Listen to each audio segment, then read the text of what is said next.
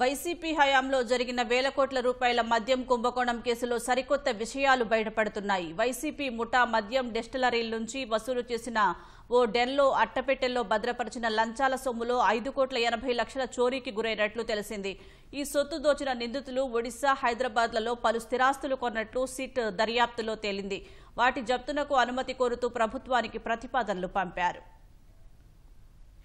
మద్యం డిస్టిలరీల నుంచి వసూలు చేసిన లంచాల సొమ్మును రాజ్ కేశిరెడ్డి, టి ఈశ్వర్ కిరణ్ కుమార్ రెడ్డిలు హైదరాబాద్లోని పలు డెన్లలో అట్టపెట్టెల్లో భద్రపరిచేవారన్న సిట్ ఈ కేసులో నిందితుడైన సైమన్ ప్రసన్న బావమరిది మోహన్ కొల్లిపురి ఇంట్లో అలాంటి ఓ డెన్ ఏర్పాటు చేసినట్లు వెల్లడించారు. కోట్ల రూపాయల నగదును అక్కడ ఉంచేవారని, మోహన్ అన్న అనిల్ కుమార్కు విశాఖపట్నంలో కాలు విరగడంతో చికిత్స నిమిత్తం ఆయన్ను హైదరాబాదుకు తెచ్చుకుని తన ఇంట్లోనే ఉంచినట్లు తెలిపింది.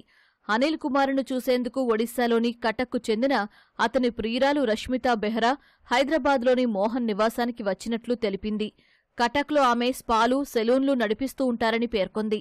మోహన్ ఇంట్లోకి కోట్ల రూపాయల నగదు రావడం, దాన్ని జాగ్రత్తగా భద్రపరచడం గమనించిన ఆమె ఇదంతా అక్రమ సొత్తేనని గుర్తించినట్లు పేర్కొంది. ఆ డబ్బు కొట్టేసినా వారు పోలీసులకు ఫిర్యాదు చేయలేరని భావించి అందుకు స్కెచ్ గీసినట్లు తెలిపింది. కటక్లో ఉండే తన మరో స్నేహితుడు ఈర్షద్ అహ్మద్కు ఫోన్ చేసి మోహన్ నివాసంలో దాచిపెట్టిన మద్యం లంచాల సొమ్ము కాజేయడానికి ప్లాన్ వేసినట్లు సిట్ పేర్కొంది.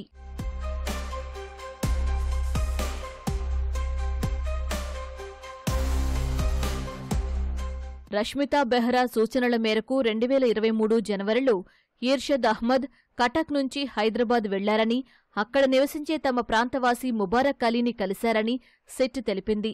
మొత్తంగా 6 సభ్యులు ఓ ముఠాగా ఏర్పడ్డారని, 2023 జనవరి 13న మోహన్ ఇంటి వద్ద రెక్కి నిర్వహించారని పేర్కొంది. మర్నాడు తెల్లవారుజామున 3:30 గంటల సమయంలో రష్మితా బెహ్రా మోహన్ ఇంటి తలుపులు తెరిచి ఉంచడంతో అందరూ లోపలికి వెళ్లి 6 అట్టపెట్టెల్లో దాచిన సొమ్మును ఎత్తుకెళ్లినట్లు సిట్ తెలిపింది.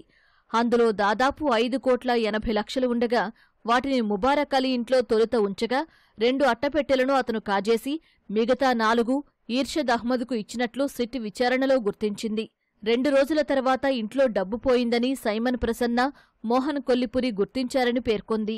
ఈశ్వర్ కిరణ్ కుమార్ రెడ్డితో చెప్పగా అతను సీసీటీవీ ఫుటేజీ పరిశీలించి రష్మితా బెహ్రాయే ఈ చోరీ చేయించినట్లు గుర్తించారంది.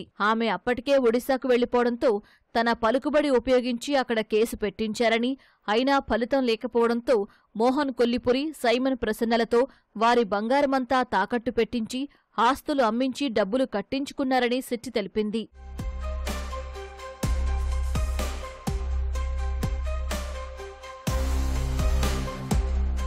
మద్యం కుంభకోణం కేసు దర్యాప్తులో భాగంగా సిట్ అధికారులు కొన్ని రోజులుగా మోహన్ను, అతని సోదరుడు అనిల్ కుమార్ను ప్రశ్నిస్తున్నారు.